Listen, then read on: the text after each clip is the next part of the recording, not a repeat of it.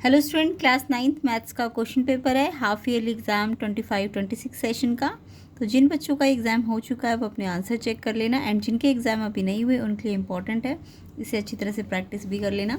तो 9th maths mid term exam 25-26 का ये क्वेश्चन पेपर अभी हम सॉल्व करेंगे।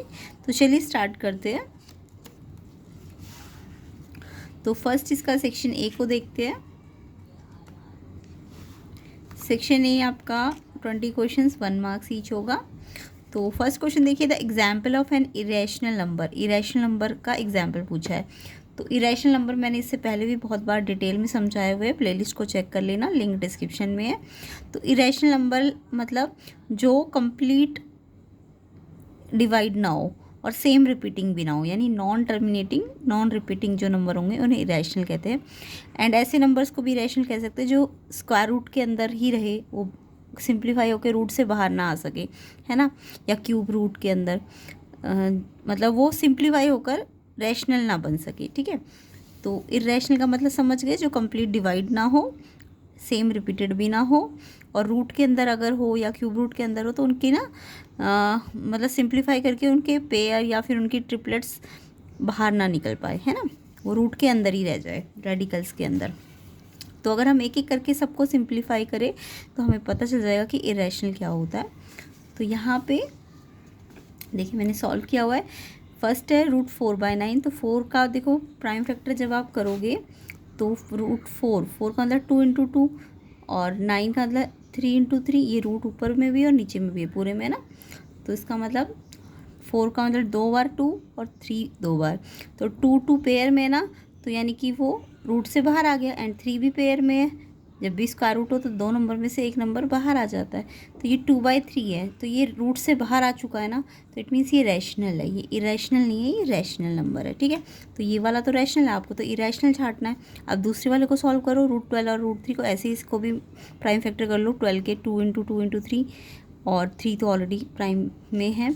अब ये देखो 2 का पेयर तो बन रहा है, रूट के अंदर तो पेयर बनना चाहिए, तो 2 तो बाहर आ गया है ना।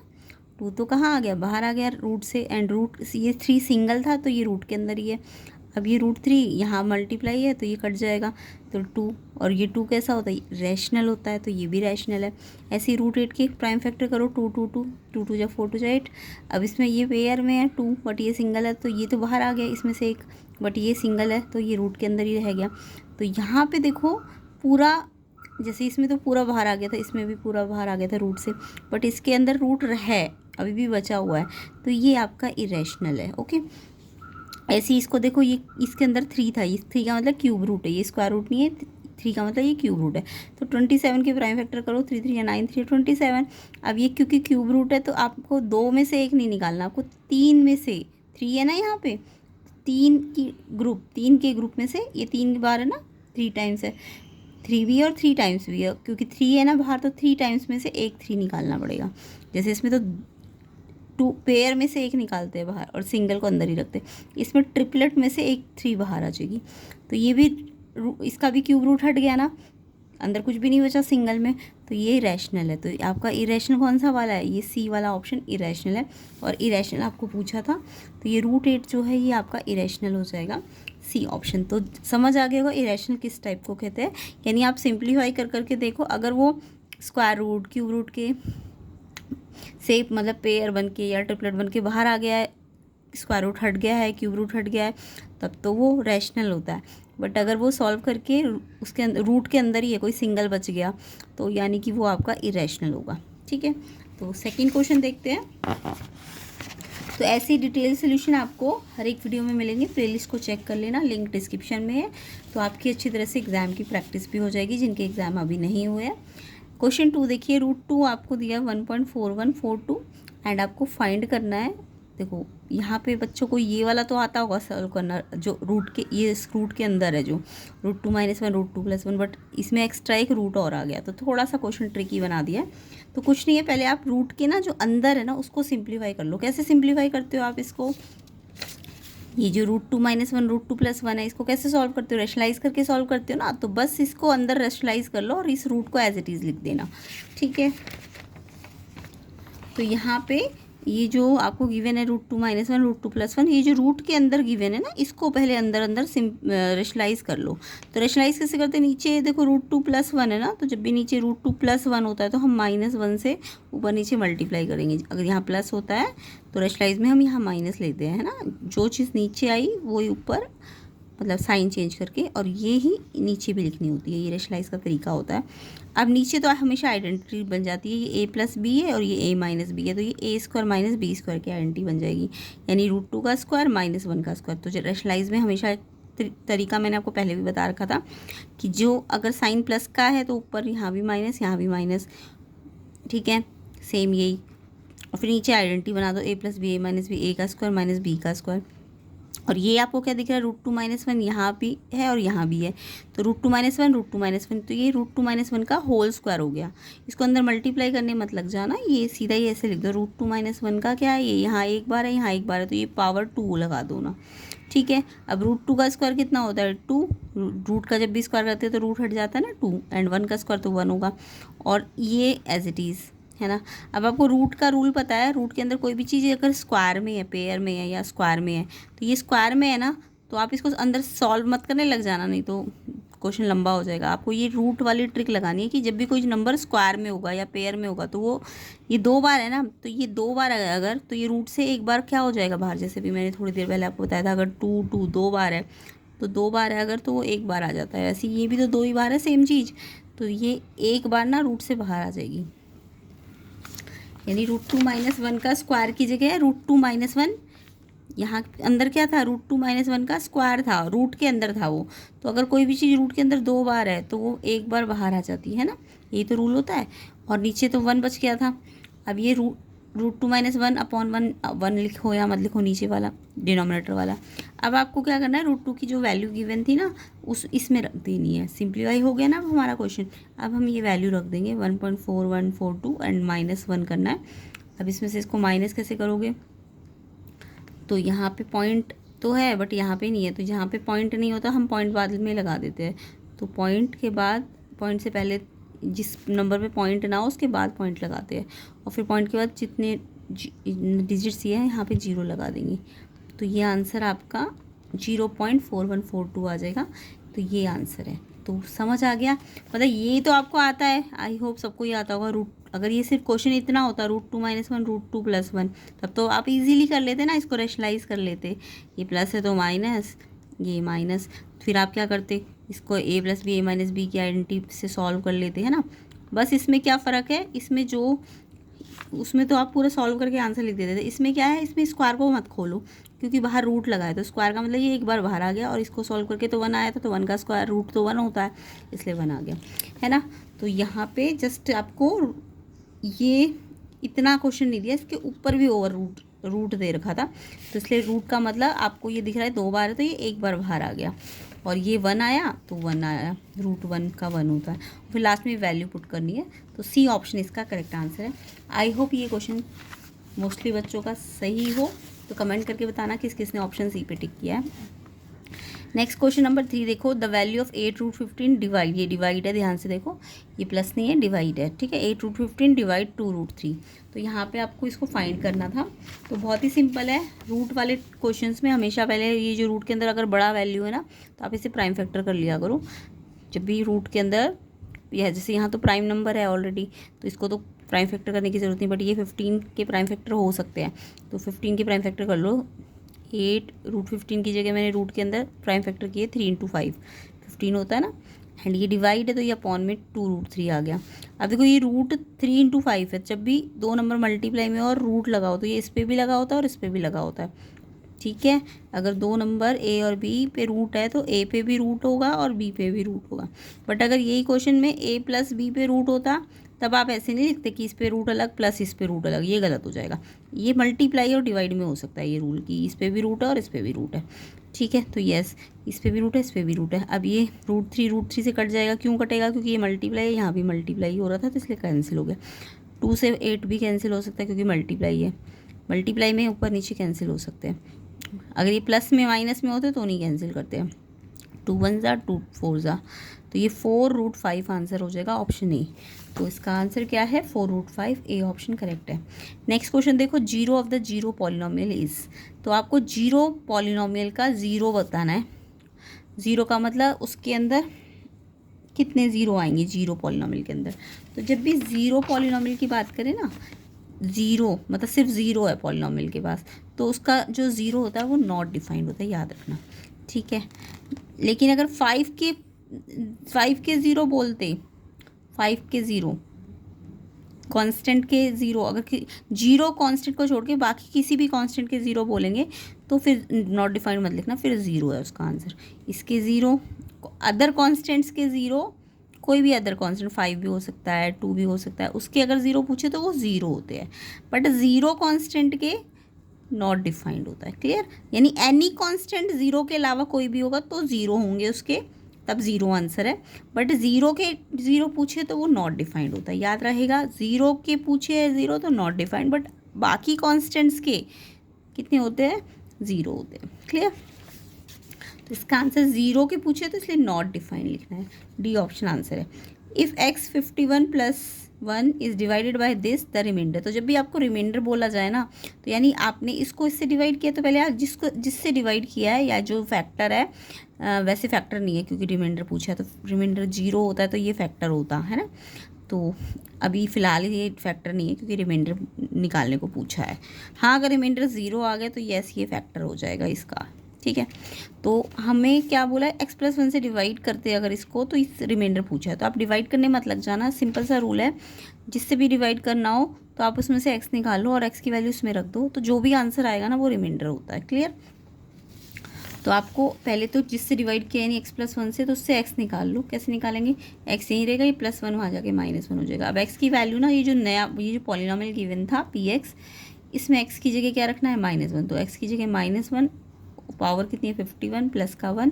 अब -1 पे कितनी भी पावर हो, पहले तो 1 पे कितनी भी पावर हो वो 1 आता है आंसर, ये तो सबको पता होगा, 1 की कोई भी पावर हो 1 आएगा। अब क्योंकि माइनस है तो अगर पावर ऑड है, याद रखना, -1 पे अगर ऑड पावर है तो आंसर -1 मिलता है, ठीक है। और अगर -1 पे इवन पावर है तो आंसर +1 मिलता है, ये याद रखना। तो -1 पे यहाँ ऑड पावर है ना, तो 1 तो मिला लेकिन साइन माइनस का मिलेगा, एंड प्लस का 1। अगर 50 होती तो ये 1 आ जाता, तब ये 1 + 1 2 होता, तब ये आंसर 2 होता। अभी ये 51 है तो इसलिए -1 आएगा और ये +1 है। अब -1 + 1 यानी 0 आंसर, यानी जब रिमाइंडर, ये जो आंसर होता है ना, यही रिमाइंडर होता है। और अगर ये रिमाइंडर 0 आ रहा है, यस, तो ये जो होगा ना, ये इस पॉलिनोमियल का क्या होगा, फैक्टर भी होगा। कब होता है फैक्टर ये पॉलिनोमियल का, जब रिमाइंडर 0, अगर रिमाइंडर 1 2 3 कुछ और आ रहा होता तो फिर ये फैक्टर नहीं होता। अभी फ़िलहाल ये पूछे अगर क्वेश्चन में कि क्या ये फैक्टर है, यस ये फैक्टर है, क्योंकि रिमाइंडर कितना आ रहा है, 0 आ रहा है। तो क्लियर हो गया, जब भी किसी पॉलिनोमियल से किसी को डिवाइड करेंगे तो पहले x निकाल लो और फिर x की वैल्यू उस पॉलिनोमियल में रख के आंसर जो आता है उसी को रिमाइंडर कहते हैं। और रिमाइंडर अगर 0 है तो यस ये जो ये वाला जो है ये फैक्टर होगा, ठीक है। तो ये मैंने एक्स्ट्रा बता दिया है, बाकी रिमाइंडर पूछा है 0, तो ऑप्शन ए इसका आंसर है। क्या आएगा इसका रिमाइंडर आपका 0, ए ऑप्शन आंसर है। नेक्स्ट क्वेश्चन पे आते हैं। If 2 bracket a² + b² equal है a + b का होल स्क्वायर, देन आपको कंडीशन पूछिए कौन सी आएगी। तो पहले इसको सिंप्लीफाई करना पड़ेगा, देन कंडीशन निकल के आएगी आपकी। तो यहाँ पे मेरे को क्वेश्चन में 6 में 2 ये दिया हुआ है। अब मैं इसको इस आइडेंटिटी को, ये a + b का होल स्क्वायर की आइडेंटिटी से खोलूँगी, a का स्क्वायर b का स्क्वायर 2ab, आइडेंटिटी खोलनी होती है। सिर्फ इसका स्क्वायर करके छोड़ना नहीं होता, पूरी आइडेंटिटी लगानी है a + b का होल स्क्वायर की, a का स्क्वायर b का स्क्वायर प्लस 2ab, ठीक है। अब आपको दिख रहा है ये 2 जो है ये ब्रैकेट के बाहर है, तो ये इससे भी मल्टीप्लाई होगा, पहले 2a² से होगा फिर 2b² से होगा, तो 2a² एंड ये 2b²। अब ये सारे टर्म्स को ना मैं इधर ले आऊँगी, तो ये 2a² तो बड़ा वाला है, ठीक है, ये a² यहाँ आएगा तो ये प्लस में है ना, तो इधर आके माइनस हो जाएगा। सेम ऐसे ये 2b² तो अपनी जगह पे है, ये वाला b² इस साइड आएगा तो माइनस का हो जाएगा, एंड ये 2ab प्लस का है तो इधर आके माइनस का हो जाएगा। उधर कुछ नहीं बचा तो उधर 0 बचा है ना। अब 2a² में से 1a² माइनस होगा, तो माइनस कैसे करोगे, लाइक है ना, a² से a² माइनस हो सकता है, तो ये 2 और ये आगे 1 है, कुछ नहीं है तो यानी 1 है, तो 2 - 1 1 लिखने की ज़रूरत नहीं होती, a²। तो माइनस करने के लिए आगे वाले नंबर को माइनस करेंगे और ये जो a² है ये एज इट इज़ रहता है, ठीक है। तो प्लस माइनस माइनस, साइन ये बड़ा है तो इसका प्लस का, ऐसे ही 2b² में से 1b² माइनस करो, b² 1b² बचा ना, 2 - 1 ये 1 है आगे, 2 - 1 1 1b² और प्लस का बड़ा है तो प्लस का साइन, और ये एज इट इज़, ये इसके जैसा तो कोई और नहीं है ना, तो ये ऐसे ही रहेगा। अब ये आइडेंटिटी आपको दिख रही है a² + b² - 2ab, ये आइडेंटिटी है एक, किसकी आइडेंटिटी है, a - b के होल स्क्वायर की। तो ये पूरा हम a - b का होल स्क्वायर लिख सकते हैं, इक्वल टू कितना आ गया 0। अब अगर ये स्क्वायर है तो यहाँ रूट लग जाएगा, अगर यहाँ से स्क्वायर हटेगा तो यहाँ रूट 0 का रूट क्या होता है, 0 ही होता है। तो जब किसी नंबर का स्क्वायर 0 है तो उसको वो नंबर भी 0 के बराबर होता है, ठीक है। यानी कि ऐसे कह लो, स्क्वायर है तो रूट लगा दिया, स्क्वायर हटा तो रूट लगा, तो रूट 0 0 होता है। तो a - b 0 तो ऑप्शन में है नहीं, कहीं भी है नहीं ना, तो यहाँ से a - b को उधर भेज दो तो ये प्लस हो जाएगा ना इधर जाके, तो a = b आपका ऑप्शन है, ऑप्शन बी इसका करेक्ट आंसर है। ओके, तो इसे सिंप्लीफाई करके ही ये ऑप्शन देखना था। 7th क्वेश्चन देखो, आपको ग्राफ बना के दिया है इस लीनियर इक्वेशन का, ये ग्राफ है पूरा। अब इस ग्राफ में बोला है क्वेश्चन में कि ये पॉइंट्स भी दिए हुए हैं, ग्राफ 2 वेरिएबल्स में है, और ये ग्राफ जो है ना, इसके अंदर ये जो लाइन बनी है इसके अंदर की कौन कौन से पॉइंट बने हैं, 2 0, एक 1 - 2, एक 0 - 4 और एक -1 - 6। तो आपको एक तरह से इस लीनियर इक्वेशन के ये 4 सोल्यूशंस दे रखे हैं। अब आपको 4 सोल्यूशन दे रखे हैं और पूछा है इनमें से कौन सी लाइन होगी जिसके ये 4 सोल्यूशन हो सकते हैं, ठीक है। तो मेरे को क्या करना है, कोई एक पॉइंट चूज़ कर लेना है, ज़रूरी नहीं सारे, कोई भी एक पॉइंट मैंने ये चूज़ किया। अब मैं क्या करूँगी, इस इक्वेशन में ना लेफ़्ट साइड में या राइट साइड में ये पॉइंट रख के देखूँगी, एक्स और वाई, ये एक्स है और ये वाई है। अगर ये लेफ़्ट साइड राइट साइड से मैच कर गई तो इट मीन्स ये लाइन मिल जाएगी मुझको, ठीक है। तो सबसे पहले मैंने एक पॉइंट चूज़ किया 1 - वैसे तो मेरे पास 4 पॉइंट है, मैं कोई भी एक पॉइंट चूज़ कर लूँगी 1 - 2। अब मैं इसमें एक एक करके रख के देखूँगी क्या left hand side right hand side से मैच कर रही है। तो हमने एक पॉइंट लिया 1 - 2, ठीक है, इसमें ये x है और ये y होता है, तो x 1 रखना है और y - 2। तो फर्स्ट इक्वेशन आपको दी हुई है x + y = 0, तो x की जगह कितना रखना है 1 एंड y की जगह रखना है -2, तो प्लस माइनस तो माइनस ही हो जाएगा ना।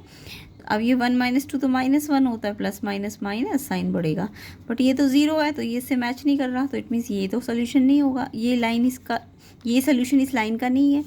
अब इसमें रख के देखो, सेकंड वाले में, सेकंड वाला है y = 2x, तो y = 2x में y की जगह कितना रखना है -2 एंड इस साइड 2 × x है, तो 2 × x कितना है 1, तो ये 2 × x 2 1 = 2 हो गया, तो ये 2 - 2 के इक्वल थोड़ी ना होता है, तो ये भी नॉट इक्वल आ रहा है।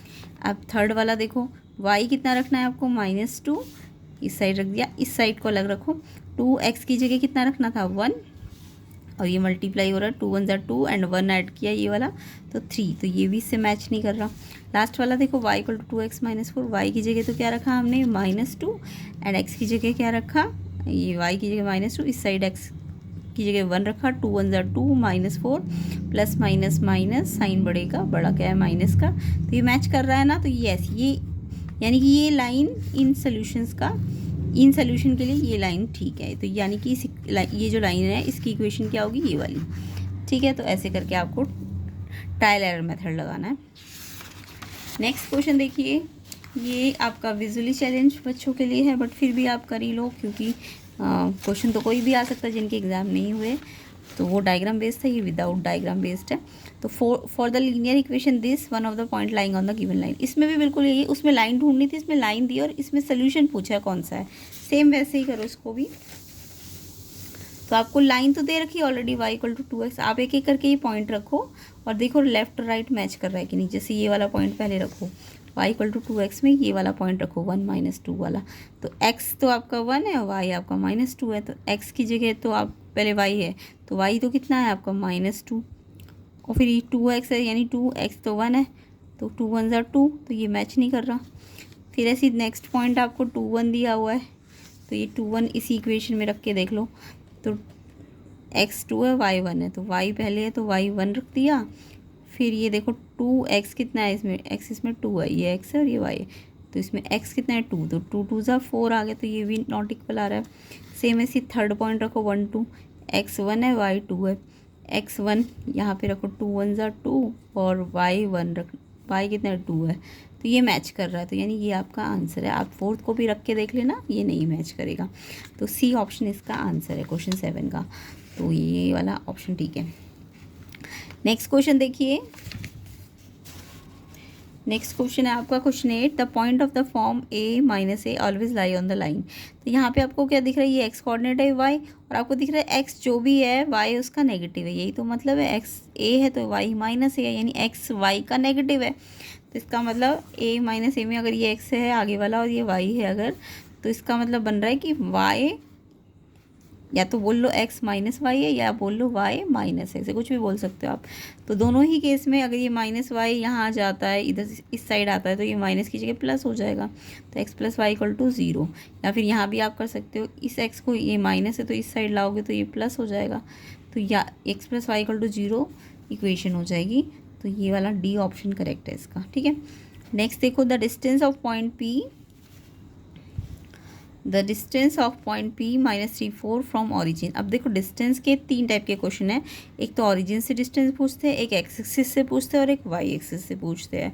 तो जब आपको डिस्टेंस फ्रॉम ऑरिजिन बोले तो उसका मतलब क्या होता है, तो देखो मेरे पास ये पॉइंट दिया हुआ है -34 क्वेश्चन 9 में, तो -34 का मतलब क्या है, एक्स का तो -3 है, ये एक्स एक्सिस होता है ना पूरा, और ये वाई एक्सिस होता है, तो एक्स का तो -3 इस साइड होता है और वाई का 4 ऊपर होता है ना, प्लस का।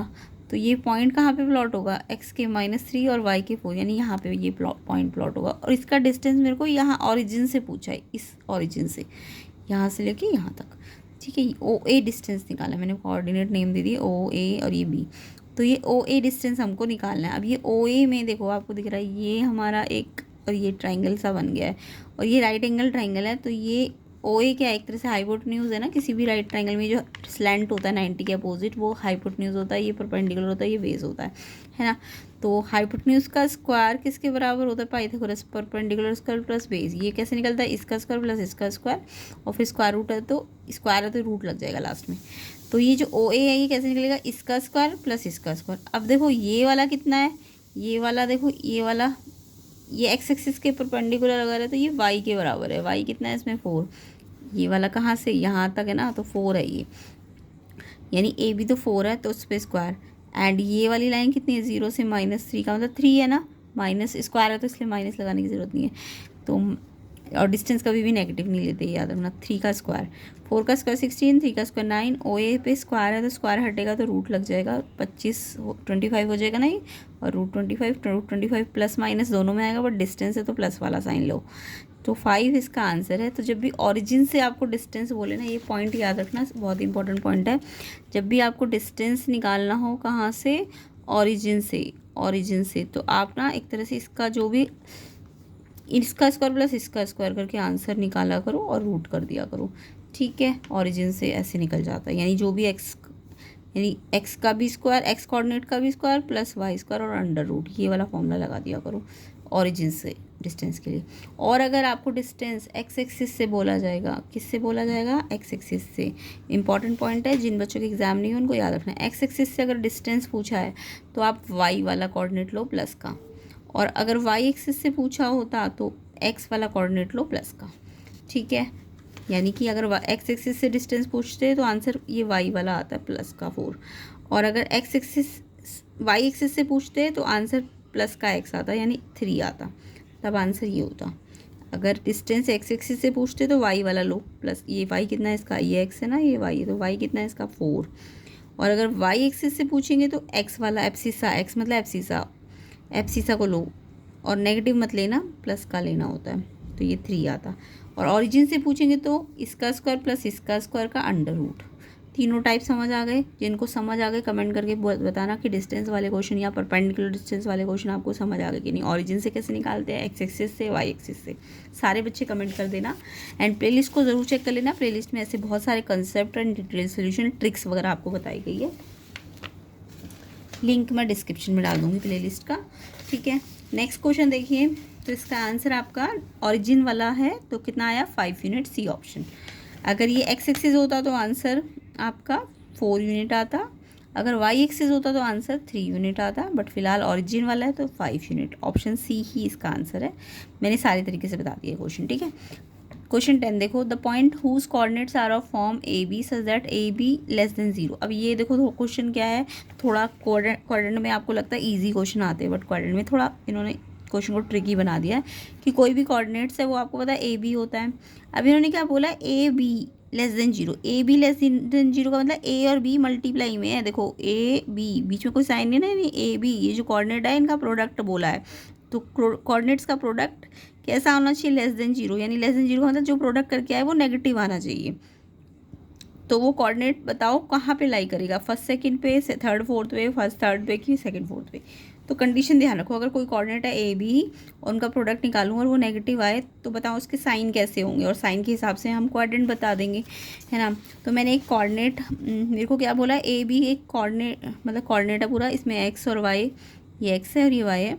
अगर मैं इनका प्रोडक्ट निकालूँ तो वो लेस देन जीरो आए, मतलब नेगेटिव आए। अगर ये साइन ऐसा होता A be greater than zero तो यानी तब पॉजिटिव आता। फिलहाल नेगेटिव लाना है आपको प्रोडक्ट। तो मैंने एक मेरे को पता है अगर ये नेगेटिव लाना है, दो नंबर्स का प्रोडक्ट कब नेगेटिव होता है बताओ, या तो वो दोनों नंबर, अगर दोनों नंबर पॉजिटिव हुए तब तो वो पॉजिटिव आ जाएगा। आपको पता है ना, दो नंबर का प्रोडक्ट नेगेटिव कब आता है, जब एक नंबर नेगेटिव हो और एक पॉजिटिव हो। तो अगर दोनों पॉजिटिव हो गए, मान लो 2 3 है, तो वो तो प्लस का आंसर दे देंगे ना, तो ये तो नहीं है। अगर एक नेगेटिव एक पॉजिटिव होगा तभी तो, आपको पता है ना प्रोडक्ट में एक माइनस लगा हो तो माइनस आता है, तो मेरे को नेगेटिव वाली कंडीशन ही तो लेनी है। अगर मैं दोनों नेगेटिव ले लूँ तब भी देखो ये 2 3 6 और ये माइनस माइनस, दो माइनस प्लस बन जाएंगे ना, तो ये भी गलत है। और या फिर आप ऐसे ले सकते हो, पहले वाला प्लस का और दूसरे वाले माइनस का, तब भी आपका आंसर किस में मिलेगा, माइनस में।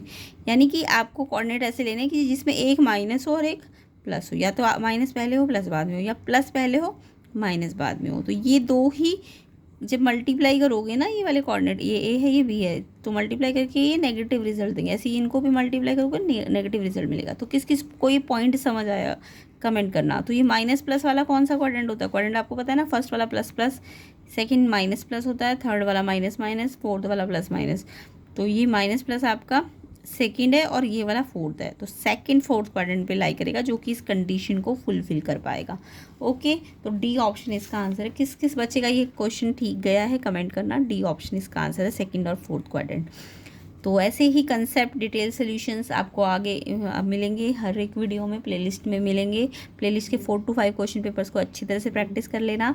मिड टर्म की भी प्रिपरेशन अच्छी तरीके से हो जाएगी, एनुअल की भी अगर आप कर रहे हो तो उसकी भी प्रिपरेशन आपकी हो जाएगी।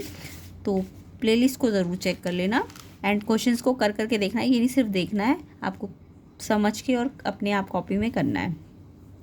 क्वेश्चन 11 देखिए, it is known that x + y 10, x + y + z 10 + z। Euclid का कौन सा एक्सियम इस स्टेटमेंट को बता रहा है। तो पहले तो x + y 10 दिया हुआ था, कितना दिया हुआ था, x + y 10। अब इन्होंने क्या किया, इसमें ना z को यहाँ भी प्लस कर दिया और z को यहाँ भी प्लस कर दिया, यही तो किया है। ये आपको गिवन था इक्वल है, और इसमें इस दोनों इक्वल्स में इन्होंने एक चीज़ ऐड कर दी, इसमें भी कर दी और इसमें भी कर दी। जब आप इसमें भी वही चीज़ ऐड कर रहे हो और इसमें भी वही चीज़ ऐड कर रहे हो, तो ये जो होल आएंगे ये भी तो इक्वल ही आएंगे, है ना। जैसे मैं कहूँ, मेरे को पता है 2 और 2 इक्वल है, अगर मैं 2 में भी 3 प्लस करती हूँ और इस वाले 2 में भी 3 प्लस करती हूँ, तो जो इक्वल थे उसमें मैंने इक्वल चीज़ ही प्लस कर दी, तो जो पूरे नंबर आएंगे वो भी तो इक्वल ही आएंगे। तो वही चीज़ इक्वल अगर एडेड करें, इक्वल में इक्वल्स को ऐड करें इक्वल्स में, ये ऑलरेडी इक्वल थे और उसमें मैंने इक्वल चीज़ ऐड कर दी, तो जो होल आते हैं वो भी इक्वल होते हैं। ये एक्सियम फर्स्ट होता है। कौन सा एक्सियम है, ये फर्स्ट एक्सियम है। तो ये वाला फर्स्ट एक्सियम इसमें यूज़ हुआ है, तो ये ऑप्शन इसका आंसर है। क्वेश्चन 12 देखिए, the complement of supplement of 105। अभी तक आपने जस्ट ऐसा पढ़ा था कि कॉम्प्लीमेंट पूछे या सप्लीमेंट। अब इसमें क्वेश्चन में ध्यान से देखो, कॉम्प्लीमेंट निकालना है किसका, सप्लीमेंट ऑफ 105 का। तो पहले आप कॉम्प्लीमेंट मत निकालो, पहले आप सप्लीमेंट निकालो 105 का, देन जो आंसर आएगा उसका कॉम्प्लीमेंट निकालोगे। ओके, तो पहले हम सप्लीमेंट ऑफ 105 निकालेंगे। तो सप्लीमेंट कैसे निकालते हैं किसी भी एंगल का, तो उसको 180 में से माइनस करके, ठीक है। तो सप्लीमेंट अगर निकालना है तो 180 में से इसको माइनस कर दो तो 75 आ गया। अब ये जो सप्लीमेंट आया है ना, इसका मुझे कॉम्प्लीमेंट निकालना है, ये इस 75 का। तो अब कॉम्प्लीमेंट 105 का नहीं निकालना, 75 का निकालना है। तो 75 का कॉम्प्लीमेंट जब भी निकालना हो तो 90 में से माइनस करते हैं। सप्लीमेंट के लिए 180 में से एंड कॉम्प्लीमेंट के लिए 90 में से। 90 में से इसको माइनस कर दो तो ये 15 डिग्री आ जाएगा। ऑप्शन ए आंसर है। तो 15 डिग्री किस किस बच्चे का आंसर आया था कमेंट करना, एंड जिनकी एग्जाम नहीं हुए उन्हें अच्छी तरह से इसे प्रैक्टिस भी कर लेना है। नेक्स्ट क्वेश्चन देखिए, in the given figure below A B parallel to C D. A B और सी डी पैरेलल है, एंगल सी ए बी आपको 80 गिवन है, angle E F C 25 given है, और आपको ये वाला एंगल निकालने को बोला है। तो पैरेलल लाइन का यूज़ करना है। तो सबसे पहले आपको क्या बोला है, ये वाली लाइन इसके पैरेलल है, क्वेश्चन 13। तो ये लाइन अगर पैरेलल है, ये दो लाइन ये पैरेलल है और ये ट्रांसवर्सल है ये वाली, तो ये एंगल नीचे 80 है। देखो इस ट्रांसवर्सल से इस पैरेलल तक, तो इसी ट्रांसवर्सल से पैरेलल तक ये वाला एंगल भी 80 होगा, है ना। इस सेम ट्रांसवर्सल से इस पैरेलल तक और इसी ट्रांसवर्सल से इस पैरेलल तक कैसे एंगल होते हैं, ये भी पैरेलल लाइन के नीचे और ये भी पैरेलल लाइन के सेम साइड पे नीचे है, इनको कॉरस्पॉन्डिंग एंगल कहते हैं। तो इसको शॉर्ट नेम दे दिया मैंने एंगल 1। एंगल 1 किसके बराबर है, 80। पहले मैं डायरेक्ट इससे थोड़ा निकालूंगी, पहले मैं इस पैरेलल लाइन का यूज़ करूँगी। एंगल ये वाला एंगल कितना आ गया, 80 कॉरस्पॉन्डिंग एंगल, ठीक है। अब ये एंगल 1 आ गया। अब आपको दिख रहा है ये जो एंगल 1 है ना, ये ट्राइंगल सा जो बन रहा है ना, इसके बाहर एक्सटीरियर एंगल बना रहा है। कोई भी ट्राइंगल का एक्सटीरियर एंगल होता है वो किसके बराबर होता है, ये वाला एंगल किसके बराबर होता है, अंदर के जो इंटीरियर एंगल होते हैं, जो इसके साथ जुड़ा है वो नहीं, जो इंटीरियर एंगल है ये वाला एंगल इन दोनों के सम के बराबर है। ये 1 है, ये 2 है, ये 3 है। तो 1 जो होता है 2 और 3 के सम के बराबर होता है। 1 एक्सटीरियर एंगल है क्योंकि इस लाइन से बाहर गया ना, तो ये एक्सटीरियर एंगल है। तो ये इंटीरियर एंगल ये वाले इसके साथ जो जुड़ा है वो नहीं, ये वाले उनके इक्वल होता है, इसे एक्सटीरियर प्रॉपर्टी कहते हैं। तो ये ट्राइंगल सा बन रहा है, तो ये वाला एंगल बाहर जा रहा है एंगल 1, तो ये मुझे मिल गया है। और इंटीरियर एंगल कौन से, ये वाला नहीं, ये जो बचे हुए एंगल है ये इंटीरियर होते हैं। तो एंगल 1 जो बाहर वाला है वो इन दोनों के सम के इक्वल है। इसका नाम एंगल, तो ये क्या है CFE और ये क्या है CEF, है ना। CEF आपको निकालना है, CFE 25 दिया हुआ है। अभी CEF निकालना है तो 25 को वहाँ ले जाके माइनस कर देना, क्योंकि ये तो 80 मिल गया ना एक्सटीरियर एंगल प्रॉपर्टी से। तो 80 - 25 55, ऑप्शन बी। या फिर आप इसे इस तरीके से भी कर सकते हो, ये आपको मिल गया तो ये लीनियर पेयर से ये निकाल लो। ये अगर 80 है तो ये 100 आ गया, ये आसान तरीका है। अगर ये 80 आ गया तो ये 100 आ जाएगा लीनियर पेयर से। अब ये 100, ये 25, ये x मान लो, तो इनका तीनों का सम कितना होता है 180। तो 100 + 25 + x 180, तो x निकालना है तो 180 में से 125 को माइनस करो, तब भी आपका 55 ही आएगा। तो चाहे तो आप इस तरीके से कर लो, मैंने एक्सटीरियर एंगल प्रॉपर्टी से कर दिया, ठीक है। तो इसका आंसर 55 ऑप्शन बी आ जाएगा। नेक्स्ट क्वेश्चन 14 देखिए। 14 क्वेश्चन है, in triangle ABC triangle DF के कॉन्ग्रेंट है, DE 6 है, EF 9 है, AC 12 है। आपको पेरीमीटर निकालना है ट्राइंगल ABC का। बहुत ही सिंपल क्वेश्चन है।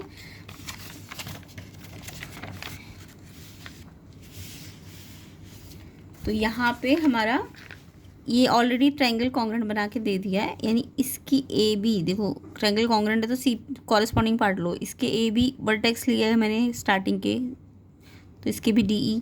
तो AB और DE आपको 6 दिया है तो DAB बराबर है तो 6 ही होगा, है ना। ऐसे ही अगर इसकी BC लूँ तो इसकी क्या लेनी पड़ेगी EF, इसके लास्ट के 2 वर्टेक्स तो इसके EF लेना पड़ेगा। तो BC आप EF आपको 9 दिया है और EF किसके बराबर BC के, तो ये भी 9 हो जाएगा। और AC 12 दिया है। अब AC देखो A और C फर्स्ट एंड थर्ड, तो इसका DF, तो AC DF के बराबर हो जाएगा, यानी AC 12 है तो DF भी 12 है। अब आपको क्या बोला, आपको बोला ABC का पेरीमीटर निकालो। तो मेरे को ABC में सिर्फ AC दिया था तो मैंने ABBC इनकी हेल्प से निकाल लिया, है ना। अब मेरे को तीनों साइड मिल गई ABC की। तो पेरीमीटर क्या होता है ABC ट्राइंगल का, ABBC AC को ऐड करके पेरीमीटर आ जाता है। तो इन सबको ऐड कर दो, तो ये 27 आंसर है, ऑप्शन डी। इसका आंसर 27 हो जाएगा। नेक्स्ट क्वेश्चन 15 देखो। ये एक बड़ा ट्राइंगल है, एक ये छोटा ट्राइंगल है। बड़ा ट्राइंगल बोला है में ABAC के बराबर है, ABAC के बराबर है। तो अगर कोई भी ट्राइंगल में आइसोसलस है अगर वो, और एक एंगल दिया और ये 2 साइड बराबर, तो इन दोनों साइड को x मान लो, कर सकते हो। तो ये वाला एंगल तो पता ही है, x निकल जाएगा। कैसे, क्योंकि ये साइड AB और AC बराबर है। तो ABAC में AB ये वाला एंगल बना रहा और AC ये वाला एंगल, तो ये दोनों एंगल बराबर है, ABC और ACB। तो इनको x मान लिया। 130 तीसरा एंगल है, ये तीनों, ये 130 था ना बड़ा वाले में। तो इससे x के लिए सॉल्व कर दो। टोटल सम कितना होता है 180, x 2x, 130 नंबर को उधर भेजो, ये प्लस है यहाँ के माइनस हो जाएगा, माइनस करके 50 आ गया। x निकालना है तो ये जो 2 मल्टीप्लाई में ये बाद में डिवाइड में चला जाता है, तो 50 से 2 को डिवाइड किया 25। अब ये x आ गया। अब क्वेश्चन में बोला है कि ये जो छोटा ट्राइंगल है ना, ये एक तरह से बाइसेक्टर है, एंगल ABC और ACB का BOCO, ये जो BO है एंगल ABC को बाइसेक्ट कर रहा है, CCO एंगल इसको बाइसेक्ट कर रहा है। यानी बाइसेक्ट का मतलब ये जो इसके अंदर का एंगल है इस बड़े एंगल का हाफ है ना। ये छोटा एंगल बड़े का क्या हो जाएगा, हाफ हो जाएगा ना। तो हम बोल सकते हैं इसका जो OBC है वो हाफ है ABC का, है ना। इसका जो OBC है वो ABC, ये वाला ABC है ना, बड़ा वाला ABC और छोटा वाला OBC हाफ है ABC का, क्योंकि बाइसेक्टर है। तो ABC आपका x था, x कितना आया 25, उसका आधा करो 25/2। सेम ऐसे ये जो OCB है ये ACB का हाफ है, तो ये भी 25/2। अब आप छोटा ट्राइंगल ले लो OBC, ठीक है। इसमें आपको ये वाला निकालने को कहा है क्वेश्चन में, ये तो आ गए ना 25/2 25/2। तो आपको BOC निकालना है, तो ये 25/2 25/2 तीनों का सम 180, तो ये निकालना है। तो पहले तो इसे ऐड करो, ये 2 सेम है ना डिनोमिनेटर, तो एक बार लिख दो और इनको ऐड कर दो। तो 50 को आधा किया तो फिर 25 आ जाएगा, और ये जो 25 आएगा 50/2 करके कितना आया 25 को वहाँ ले जाके माइनस कर दो, तो माइनस करके ये 155, यानी ये जो BOC एंगल है ये 155, ऑप्शन डी इसका करेक्ट है। नेक्स्ट क्वेश्चन 16 देखो, तो ये डी ऑप्शन आंसर है। नेक्स्ट है ट्राइंगल ABC ट्राइंगल PQR में AB QR के इक्वल है, BC PR के इक्वल है, CA PQ के इक्वल है। तो यानी ये तीनों इक्वल है साइड, तो यस ये ट्राइंगल कॉन्ग्रुएंट है। बट हमें ना नेमिंग को ध्यान से करना है। तो देखो AB वर्टेक्स के साथ QR, इसको देखो पहले AB, अगर स्टार्टिंग का AB है तो इसका क्या QR आया, यहाँ AB QR दिया है ना, तो ये तो PQ दे रहा है, तो ये वाला तो नहीं हो सकता। इसमें देखो, इसमें क्या है CB और इसमें क्या है PR, स्टार्टिंग के 2 वर्टेक्स, तो इसके भी PR, CB PR है, यस, तो ये वाला ठीक है। अगर इसको देखें तो इसका AB आ रहा है और इसका RP, AB RP है, AB RP थोड़ी ना है, तो ये गलत है। इसका देखो, इसका BC आ रहा है और BC और PQ, इसके 2 वर्टेक्स, तो इसके भी 2 वर्टेक्स PQ, BC PQ है, इसमें नहीं है, तो ये वाला ही ठीक है ना। BC, अगर इसका BC लिया तो इसके 2 वर्टेक्स, तो इसके भी आगे के 2 वर्टेक्स लो PR, BC PR यहाँ भी दिया है, तो ये वाला आपका ठीक नाम है, ठीक है। तो क्वेश्चन 16 का आंसर आपका B पार्ट आ जाएगा। नेक्स्ट देखो, नेक्स्ट मैंने बहुत बार कराया हुआ है, वैसे तो सारे ही क्वेश्चन कंसेप्ट समझाए हुए होते हैं, तो प्लेलिस्ट को ज़रूर देखा करो। The perimeter of an equilateral triangle 60, area of triangle निकालना है, तो आपको इक्विलेटरल के फॉर्मूले आने चाहिए। तो पेरीमीटर ऑफ इक्विलेटरल दिया हुआ है, तो इक्विलेटरल का पेरीमीटर मतलब इक्विलेटरल क्या है, जिसमें तीनों साइड बराबर हो, ये S, ये भी S, तो ये भी S। तो अगर तीनों साइड बराबर है तो पेरीमीटर क्या होता है, S 3 बार जोड़ोगे तो 3S हो जाएगा ना पेरीमीटर। तो याद रखना पेरीमीटर ऑफ इक्विलेटरल क्या होता है 3S, और वो आपको 60 दिया हुआ है। तो S निकाल लो, 3 से डिवाइड कर दो, मल्टीप्लाई है तो डिवाइड, 3 से डिवाइड किया 20, तो S आ गया आपका 20। S मतलब साइड, ठीक है। एक साइड S थी, 2 यानी तीनों S थी, तो पेरीमीटर क्या होता है, इनको जोड़ के आता है 3S। तो पेरीमीटर क्या होता है इक्विलेटरल का 3S, उससे साइड आ गई। अब एरिया ऑफ इक्विलेटरल का डायरेक्ट फॉर्मूला याद कर लो, वैसे तो ये क्वेश्चन हीरोन फार्मूला से भी हो जाएगा, ये 20 20 20, ये वाला हीरोन फार्मूला याद है ना, S minus A S minus B S minus C, इससे भी हो जाएगा, एरिया निकल जाएगा। बट वो लंबा मेथड होता है, जब भी इक्विलेटरल आए ना तो डायरेक्ट ये वाला फॉर्मूला लगाया करो एरिया का। √3/4 साइड का स्क्वायर, √3/4 साइड कितनी आ गई 20, और स्क्वायर भी है तो 20 2 बार लिखना पड़ेगा, 4 से कट गया, 4 5 ज़ा 25 ज़ा 100, √3, ये आपस में मल्टीप्लाई नहीं हो सकते क्योंकि ये रूट है, तो यही आंसर है आपका, ठीक है। तो जब भी इक्विलेटरल का एरिया बोले तो ये फॉर्मूला लगा देना, पेरीमीटर से साइड निकल जाती है, एरिया में रख देना साइड की वैल्यू इस वाले फॉर्मूले में, तो आपका एरिया निकल जाएगा। कई बार क्या होता है एरिया दिया होता है तो एरिया को बराबर रख दो और फिर इससे साइड निकाल लो और फिर साइड को पेरीमीटर में रख दो यहाँ पे, तो ऐसे उल्टा भी क्वेश्चन आ सकता है। एक इसका एल्टीट्यूड भी होता है इक्विलेटरल का, डायरेक्ट याद कर लेना, एल्टीट्यूड कितना होता है इसका, √3/2 इंटू साइड, ये इसके एल्टीट्यूड का फॉर्मूला होता है। तो अगर एल्टीट्यूड दिया इक्विलेटरल का तो आप इसको रख दोगे तो इससे भी साइड निकल सकती है और फिर इसके एरिया में लगा लो। तो हमें किस, चाहे पेरीमीटर दिया हो चाहे एरिया दिया हो, तो हमें साइड निकाल लेनी है और दूसरे में रख देनी है। तो सारे फॉर्मूले आप इक्विलेटरल के याद करो, 3S पेरीमीटर, एरिया क्या होता है √3/4 साइड स्क्वायर, और इसका एल्टीट्यूड क्या होता है √3/2 S। ओके, सारे फॉर्मूले याद रख लेना इसके। तो इसका आंसर 100√3 डी ऑप्शन है। नेक्स्ट क्वेश्चन देखो, एक आइसोसेलेस राइट ट्रायंगल है, एरिया दिया हुआ है, लेंथ ऑफ हाइपोटेन्यूज आपको निकालनी है। तो ये भी क्वेश्चन थोड़ा अच्छा ही है, आइसोसेलेस भी है, राइट ट्रायंगल भी है। तो जब आइसोसेलेस भी हो और राइट ट्रायंगल भी हो तो आपको राइट ट्रायंगल का एक रूल पता है कि ये हाइपोटेन्यूज सबसे लॉन्गेस्ट साइड है। तो अगर आइसोसेलेस है तो इट मीन्स ये तो किसी के इक्वल नहीं होगा क्योंकि ये तो लॉन्गेस्ट साइड है, तो यानी ये जो बची हुई दो साइड है ये ही इक्वल हो पाएगी, ये वाली कभी इक्वल मत करना हाइपोटेन्यूज क्योंकि लॉन्गेस्ट साइड है। तो कौन सी दो साइड इक्वल होगी आइसोसेलेस में, अगर राइट एंगल ट्रायंगल है तो ये परपेंडिकुलर और बेस। तो आपको एरिया ऑफ राइट ट्रायंगल का फॉर्मूला पता है, एरिया आपको वैसे गिवन है क्वेश्चन में, और आपको पता भी होना चाहिए राइट एंगल का ट्रायंगल का एरिया का फॉर्मूला हाफ बेस हाइट होता है, और वो आपको 8 दिया है। अब क्योंकि इसमें हाइपोटेन्यूज तो पता नहीं है, इक्वल साइड कौन सी है, ये वाली, तो ये x है तो इसे भी x मान लो, तो बेस भी x है और हाइट भी x है ना, इक्वल टू 8, एक्स का स्क्वायर, 2 यहाँ डिवाइड है तो मल्टीप्लाई, 8 2 जा 16, स्क्वायर हटेगा तो रूट लगता है, यहाँ से स्क्वायर हटेगा रूट लगेगा, रूट 16 किसका होता है, 16 का मतलब 2 2 2 2, तो एक टू दो टू बाहर आ जाएंगे ना पेयर में से, तो 4 आएगा। और रूट का आंसर प्लस माइनस दोनों में आता है, बट क्योंकि ये साइड है तो आप सिर्फ प्लस वाला साइड लेना, तो +4 आएगा इसका आंसर। अभी आंसर नहीं आया, अभी इसका ये आया है, बट आपको क्वेश्चन में ना हाइपोटेन्यूज निकालने को बोला है, तो आपका बेस और परपेंडिकुलर तो आ गया 4 4, बट आपको ये निकालना है। तो पाइथागोरस लगाओ, राइट एंगल ट्रायंगल में थर्ड साइड निकालनी है, तो AC जो स्लैंट, ये जो हाइपोटेन्यूज होता है, हाइपोटेन्यूज का square perpendicular square plus base square, ये होती है पाइथागोरस। तो ये निकालना है आपको, इसको साइड करो, इन दोनों का स्क्वायर करो और प्लस करो, 4 का स्क्वायर प्लस 4 का स्क्वायर, 4 का स्क्वायर 16, 4 का स्क्वायर 16, 16 16 32, स्क्वायर यहाँ से हटेगा तो रूट लगेगा 32 के।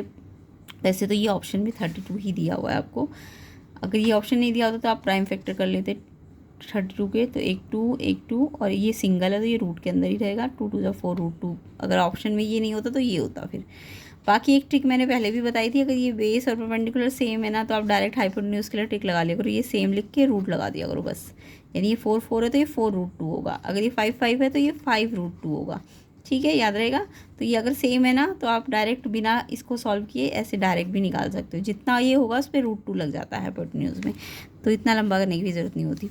4 √2, बट ऑप्शन में 4 √2 नहीं दिया हुआ है, तो 4 √2 को कैसे सिंप्लीफाई करते हैं, इस 4 को ना रूट के अंदर भेजते, तो कितनी बार भेजना पड़ता, 2 बार। जब बाहर से रूट को, बाहर से नंबर अंदर रूट में भेजते तो 2 बार भेजना होता है, तो 4 हो जाए 16 2 या 32। तो अगर आपको ये पता चल गया था 4 √2, तो इसको अगर ओवरऑल रूट पे लाना है तो एक 4 को अंदर 2 बार ले जाना पड़ता है, अदरवाइज़ ये तरीका अगर आता है तो आपको कर ही लोगे। तो इसका आंसर √32 ऑप्शन आ जाएगा क्वेश्चन 18 का। तो आई होप क्वेश्चन समझ आ गए होंगे अच्छी तरीके से सबको। तो वीडियो को ज़्यादा से ज़्यादा शेयर कर देना, लाइक कर देना। इसके जो असर्शन रीज़न वाले क्वेश्चन है, सेक्शन B वाले क्वेश्चन है, हम नेक्स्ट पार्ट में कवर करेंगे, जिसके लिए आपको वीडियो को ज़्यादा से ज़्यादा शेयर करना है, लाइक करना है, एंड चैनल में नए हो तो चैनल को सब्सक्राइब ज़रूर करना है। सेक्शन C है ये, तो इसके नेक्स्ट पार्ट की जो वीडियो है उसका लिंक भी मैं डिस्क्रिप्शन में डाल दूँगी, तो उनको भी चेक कर लेना, प्लेलिस्ट को भी चेक कर लेना। ये इसकी सेक्शन D के क्वेश्चंस है, तो कंसेप्ट के साथ ही है सारे वीडियोस, डिटेल सॉल्यूशंस है, तो आपको देखना है और समझ के अपने आप ट्राई करना है क्वेश्चंस को, ठीक है, सिर्फ देखना नहीं होता है, क्वेश्चंस को अपने आप कॉपी में करना होता है, ठीक है। नोटबुक और पेन अपने हाथ में रखा करो और उसे सॉल्व किया करो। तो एनुअल एग्ज़ाम के लिए भी अच्छे क्वेश्चंस है, इसको भी आप प्रैक्टिस कर सकते हो, ठीक है। तो ये क्वेश्चंस के हम नेक्स्ट पार्ट में आंसर्स करेंगे। तो वीडियो को ज़्यादा से ज़्यादा शेयर कर दो, लाइक कर दो, एंड चैनल में नए हो तो चैनल को सब्सक्राइब भी कर देना। क्वेश्चन पेपर का PDF का लिंक भी आपको डिस्क्रिप्शन में मिल जाएगा, टेलीग्राम लिंक चैनल पेज से ले लेना।